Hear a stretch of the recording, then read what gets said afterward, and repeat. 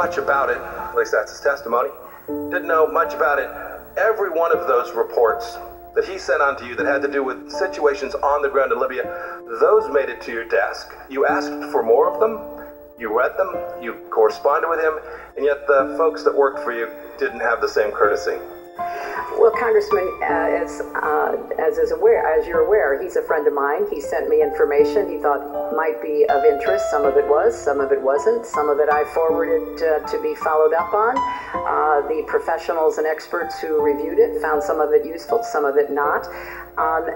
He had no official position in the government, and he was not at all my advisor on Libya. He was a friend who sent me information that he thought might be in some way helpful. I have lots of friends. They send me things. I've never had somebody send me a couple of pieces of intelligence with the level of detail that Mr. Blumenthal sent me every week. That's a special friend. Well, it was information that had been shared with him that he forwarded on. And as someone who got the vast majority of the information that I acted on from official channels, I read a lot of articles that brought new ideas to my attention, and occasionally people, including him and others, would give me ideas. They all went into the same process to be evaluated. Yes, ma'am. I will tell you that the record that we've received today does not reflect that. It simply doesn't. We've read the emails. We've read everything that we could get our hands on. It's taken us a long time to get it, but I will tell you, you just described all of this other information that you relied upon, and it doesn't comport with the record that this committee has been able to establish today. And I want you to take a look at this chart to the left. You'll see the increasing number of requests, over 600. I think data matters. The pictures are worth a lot. You see the increase in the requests, and then the bottom line is the increase in security. And you'll note that the slope of those two lines is very different. Can you account for why that is? Why we have an increase in requests and yet no increase in security? Well, Congressman, I can only tell you that I know a number of requests were fulfilled and some were not.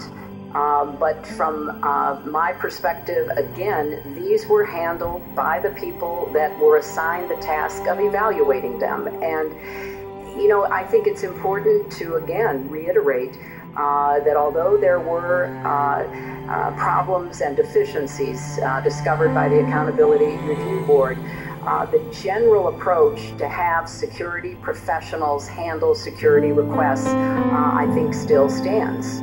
Yes, ma'am. I wish you to listen to those security professionals. You described Mr. Stevens as having the best knowledge of Libya of anyone. Your words this morning. And yet, when he asked for increased security, he didn't get it.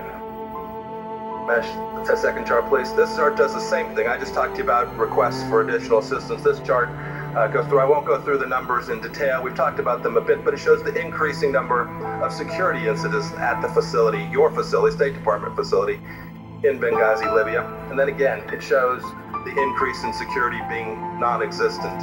I assume your answer is the same with respect to the fact that we have increasing security incidents, but no corresponding increase in the amount of security. Congressman, I just have to respectfully disagree. Many security requests were fulfilled. We'd be happy to get that information for the record.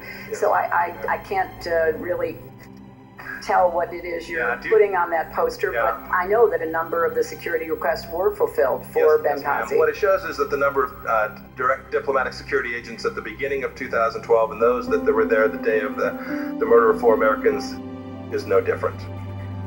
Congressman, the decision, as I recall, was that the Post, namely Embassy Tripoli, on behalf of Benghazi, requested 5 diplomatic security personnel, and they did have that on the day that Chris Stevens was in Benghazi. Unfortunately, that proved insufficient in the face of the kind of attack that they were facing. Maybe put the next post bill, please. Secretary, you're not likely to know who these 2 folks are, do you? I do not. One on the left is Mohammed al-Zahawi. He was the head of Ansar al-Sharia, a jihadist group based in Benghazi. The man on your left is Wissam bin Hamid. Were you aware that your folks in Benghazi, Libya, met with that man within 48 hours before the attack?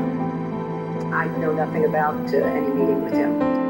On September 11th, on the day that he was killed, Ambassador Stevens sent a cable to the State Department talking about his meeting with Mr. bin Hamid. Are you aware of that cable? No, I'm not. He said, in his cable, he said, they, referring to Mr. Wissam bin Hamid, they wanted an introductory meeting. They were here. They asked us what we needed to bring security to Benghazi. So your officials were meeting with this man on the ground in Benghazi, Libya, discussing security 2 days before that.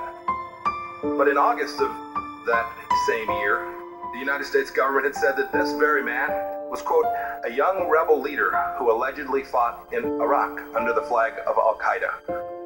Were you aware that our folks were either wittingly or unwittingly meeting with al-Qaeda on the ground in Benghazi, Libya, just hours before the attack? I know nothing about this, Congressman.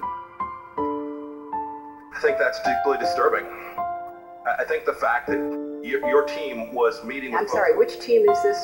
Yeah, it would have been... We don't know exactly who... Well, it would be helpful. It would have been one of your State Department employees, Madam Secretary. I don't know which one. Perhaps you could enlighten us, or we can get the records we need to do so. Well, today we've not been able to learn that. Well, since we didn't have an ongoing significant presence of State Department personnel in Benghazi, I don't know to whom you are referring.